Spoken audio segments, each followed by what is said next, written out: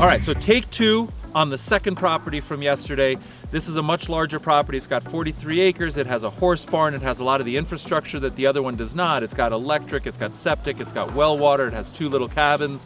That said, it's also more in the trees and it doesn't have the view. We're trying to figure out if the views are the same and how much, trimming and thinning of the trees you'd have to get in order to see the view. So we have a lot of things to figure out here. There's really good things about it, bigger, more infrastructure, could be a better deal, but let's go to yesterday's footage and find out. Go, Charles. Well, directly behind you have two properties, but off to the side you have access to the trail, right? So we would just create walkways or bikeways or snowmobile ways or whatever. I think this is a better buy, for the dollar. It's already got the infrastructure. It's 4 times more land. It's got 2 cabins that we can use for meeting space, like for ourselves to meet year round or whatever. Like it's a better buy. Right. That said, I think the other space feels much more like I'm in the middle of Targhee National Forest.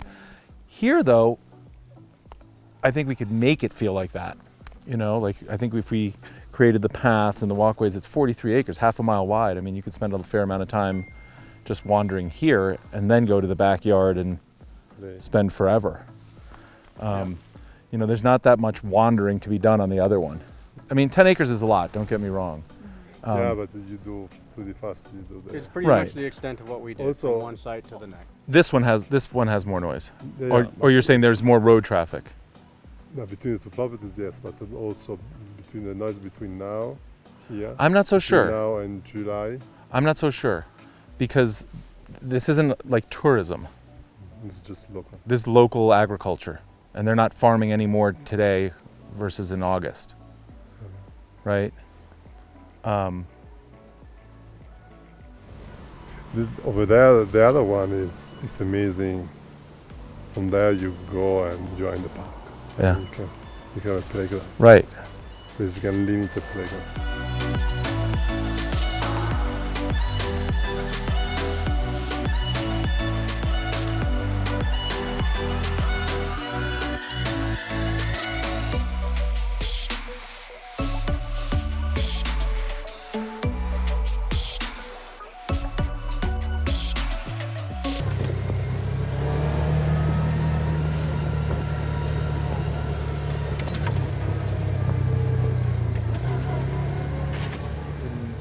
Widening all the road and all this and that because there's a permanent structure here? What if we go even more like basic and more extreme, and now it's just like, we want to preserve this road, we don't want to spend the money, it's just temporary structures, and maybe it's seasonal until we design something that works year round that's like temporary structure.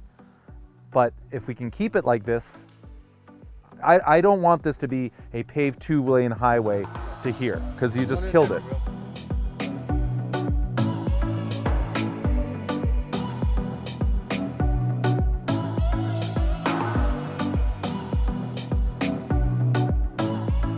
Show you the photos of this in Patagonia of a tree hotel in Sweden. Yeah. In Lapland.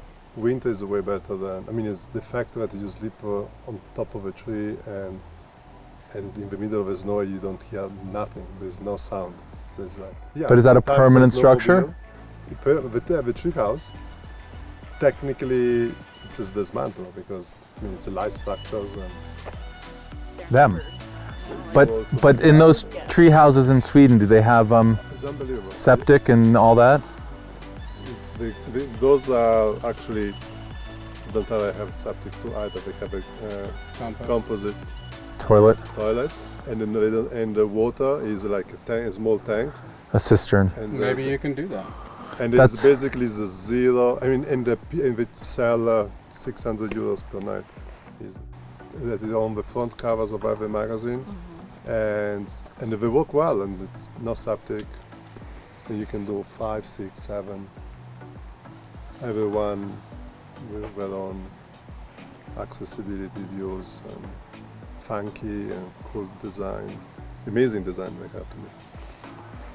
And that's one way. And then here you do, on the top. And on the back. You do a few cabins wrapped in canvas. You do 8 here, 6 there, you do 10 and 10. So, but this is all playing more into my vision also, where it's like more extreme, harder to access, not for everyone, but for the people that really want it, they can't find it anywhere else, right? And for high dollar. Yeah, right. Has to be for high dollar. Right. The other one, you were saying you were scared of doing Me Too. The other one has the higher likelihood of being Me Too. Yeah. The other property, no disrespect to you guys, but like, I don't really need you guys, and my competitors wouldn't really need to hire you either. Like, we can just figure out where we place it, we clear some trails. This, what we're talking about, if we're talking about off-grid and not widening the road and not permanent structures and making it like a true, highly technical sport, adventure enthusiasts, you know, year-round, so like there's winter activities, like I need your expertise. And the next guy, first off, can't buy this property. There's not too many of these around. And two, they can't just like copy it, right? It takes a lot more expertise.